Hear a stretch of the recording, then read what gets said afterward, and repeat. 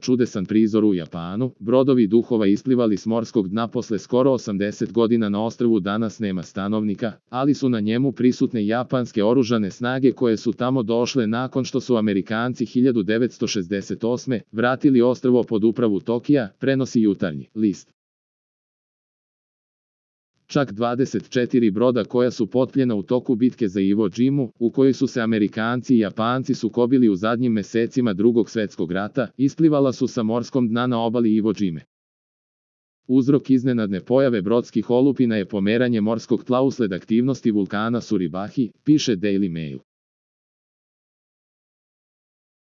Na snimcima japanskog All Nippon Newsa vide se ostaci trupova 24 transportna broda koje su Amerikanci zarobili i potom premestili na zapadni deo Iwo Džime da im posluže kao osnova za formiranje luke koje na ostrvu tada nije bilo.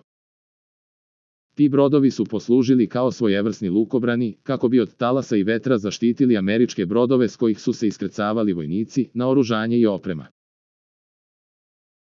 Decenijama kasnije seizmička aktivnost vulkana Suribachi, koji se smatra jednim od najaktivnijih u Japanu, podigla je morsko dno, a samim time i brodove.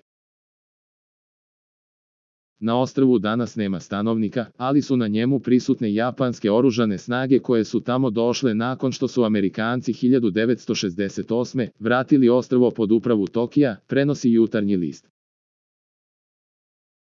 Čini se da vulkanska aktivnost još uvek nije završena, postoji mogućnost velike erupcije na Iwo Džimi, poručio je za All Nippon News Setsuya Nakada, direktor Državnog centra za istraživanje vulkana.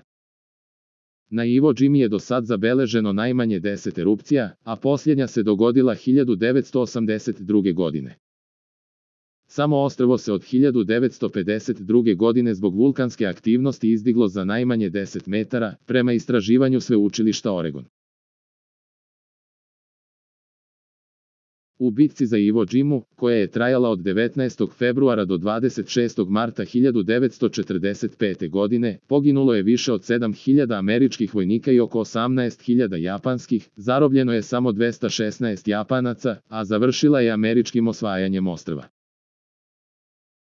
I dok se o strateškom značaju bitke i dalje vode rasprave, danas je najpoznatija po čuvenoj fotografiji američkih marinaca koji na vrhu Suribahija uzdižu zastavu SAD. Fotografiju je za AP snimio Joe Rosenthal. Za najnovije vesti iz zemlje i sveta kliknite subscribe, like i zvonce. Svaki dan najnovije vesti, zato nas zapratite.